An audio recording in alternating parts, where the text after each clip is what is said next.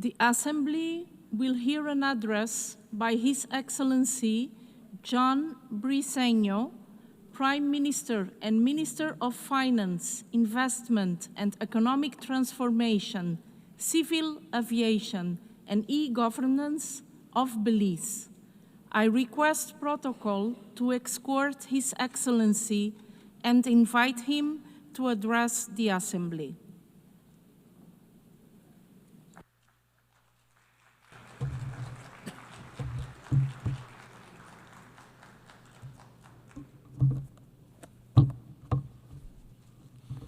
Thank you, Madam President.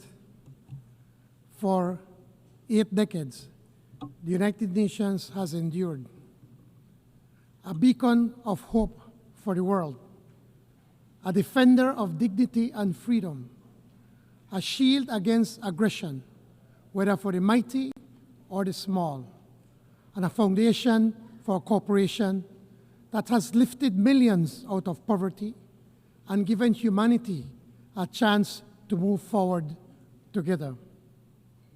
Yet, the vision penned 80 years ago remains unfulfilled. Peoples and nations continue to suffer under oppressive regimes.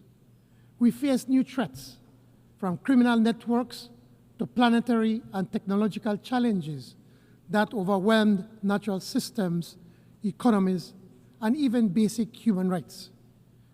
These are global challenges. They don't stop at borders. And no matter how powerful a nation may be, none of us can meet them alone. Now, more than ever, we need to work together. Now, more than ever, we need the United Nations. And if the UN has fallen short of its promise, it's not because the idea is flawed. It's because too often its members, including the most powerful among us, have failed to act. And we see the cost of that failure today. The world is facing more conflicts than at any time in recent decades. This year alone, 6 nuclear powers have been drawn into conflict in Asia, in Europe, and in the Middle East. Military spending has rose by 9% to $2.7 trillion last year, even as global insecurity deepened. That is more than half the GDP of all the countries of Latin America and the Caribbean.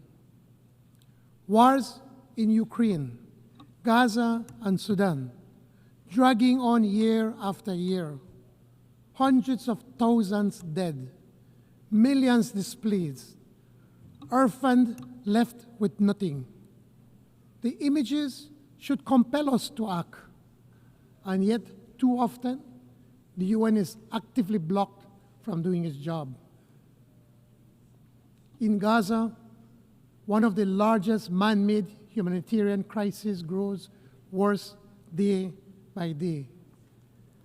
The UN's relief agency, lifeline to millions, is being pushed to the brink, and the two-state solution, the vision of peace this body has long supported, is slipping away.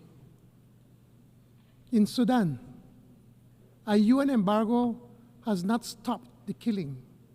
In Haiti, gangs have overrun the country. Political turmoil deepens. And a mission meant to restore order, Kenyan-led, backed by the UN, remains underfunded and under-resourced. These are only a few of the many crises. And in each of them, weapons flow, drugs flow, violence crosses borders, and governments are left weaker, peace fleeting. These are not isolated tragedies. They are a warning. They reveal a pattern of international indifference, disregard for international law, impunity, a tolerance of inhumanity, and deepening cynicism. So the question before us is simple. Do we allow this cycle to continue, or will we summon the will together to break it. Over the last 2 weeks, my country has chosen to act with restraint and caution in the face of repeated aggression and provocative actions by our neighbor Guatemala at our southern boundary. Actions which seek to challenge Belize's sovereignty and territorial integrity. Actions that do not accord with the obligations of states not to exacerbate or extend the dispute before the International Court of Justice. Latin America and the Caribbean are committed to maintaining our region as a zone of peace, an area free of nuclear weapons, an area where conflicts are prevented through dialogue.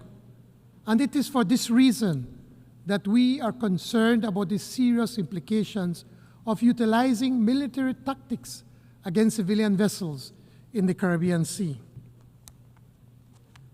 Madam President, for 44 years of independence, Belize has been a peaceful and welcoming nation.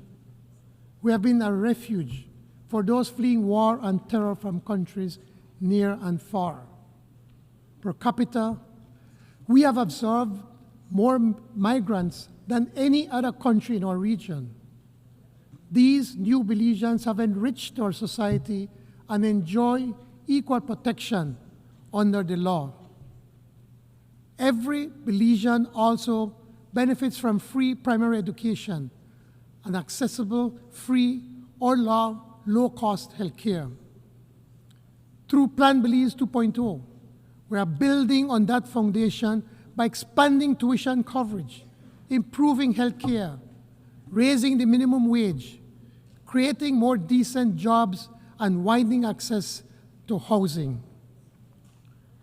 We have an ambitious energy transition plan that places Belize on the track to surpass net zero through innovative financing that turns our forests and reefs into investments for conservation.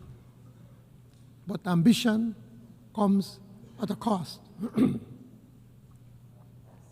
My government has chosen fiscal discipline even as we pursue this bold agenda. Belize is the 5th most vulnerable small island developing state to climate risk, ranked 2nd in the world for impacts from extreme weather. Rising seas are already displacing some coastal communities. Extreme heat strains our energy systems, and unpredictable rainfall threatens our farmers. Fishers must now travel farther and risk more for declining catches in warming seas. Food security is under threat. So too are the health of our people, their livelihoods, and the survival of our ecosystems. This is our lived reality. It is not science fiction. It is not abstract theory. It is a danger to our overall security. Excellencies, our world is so intricately interconnected. Disruption anywhere reverberates everywhere. Geopolitical and geoeconomic competition are consequential globally. So too is the persistence of disease, hunger, poverty, and the inequalities among peoples and nations. Small states like my own, then, must vigilantly guard against restive neighbors seeking to sustain territorial claims through military provocation or aggression. This is not the world that the founders of the UN envisioned. Instead, it is a world embattled, a world divided, and yet it is not a world without solutions. Over 80 years, nations have agreed on laws and policies to defend human rights, pursue sustainable development, promote disarmament, and protect the vulnerable and our environment. We have built strong institutions that remain vital, even if reform is overdue. But we cannot face today's challenges by relying on legacy alone. In the pursuit of larger freedom and dignity for all, let us act with urgency to rescue the development agenda, leaving no one behind. For our part, Belize will spare no effort. Through Plan Belize 2.0 and the implementation of our NDCs 3.0, we are working to lift our people out of poverty and to secure a healthy environment. But we cannot do it alone. We need international support that has been promised. The Compromiso de Sevilla offers us a chance to re-energize the 2030 Agenda for Sustainable Development, a chance to renew commitments, especially to small island developing states. This is why Belize calls for the urgent attention to the Antigua and Barbuda Agenda for SIDS.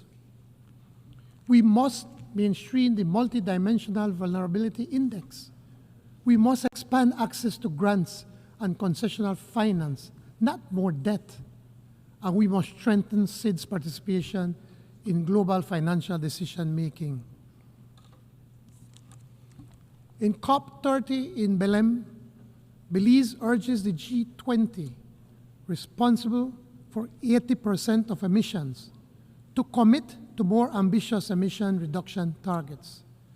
Developed nations and development banks must lead the mobilization of $1.3 trillion in climate finance and prioritize SIDS, whose adoption and lost and damaged needs are most urgent.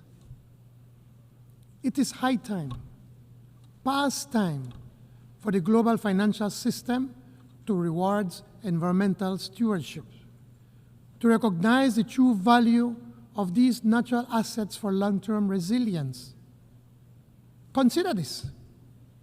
30% of the world's ocean lie within the jurisdiction of small island developing states, much under some form of protection.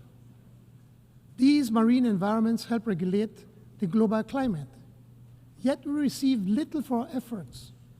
Only 1% of climate finance flows to SIDS, half of which are loans. Meanwhile, the fossil fuel industry, with trillions of dollars in subsidies annually, is not just perverse, it is dangerous. Let us reverse this by investing more, much more in nature-based and nature-positive solutions. With only 5 years remaining to achieve the SDGs, urgency is paramount. Madam President, realizing the ambition of leaving no one behind requires the involvement of everyone. Yet, the UN still excludes one critical actor, the people of Taiwan. Taiwan is a thriving democracy with global leadership in high-tech innovation, semiconductors, AI, biotechnology, renewable energy, all vital to global supply chain security and sustainable development. Taiwan already contributes to the SDGs, assisting partners with advanced technology. We therefore urge the United Nations to find appropriate ways to recognize Taiwan as an indispensable partner in our shared pursuit of sustainable development.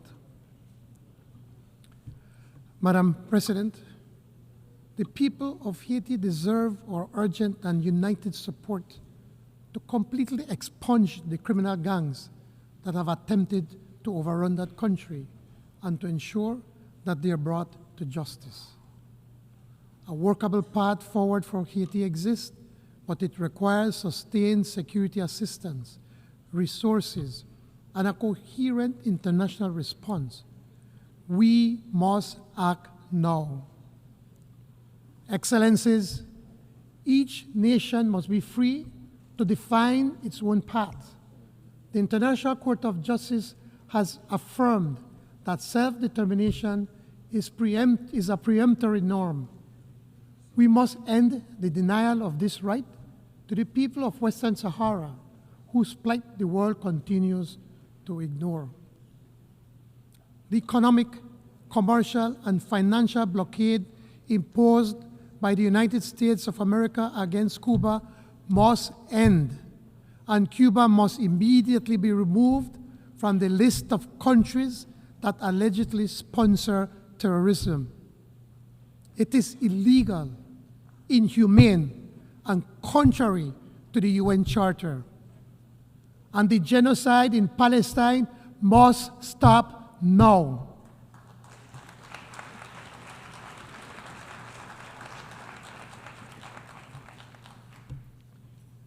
What hope can a child in Gaza have for tomorrow when their home is destroyed, their family murdered, their future erased?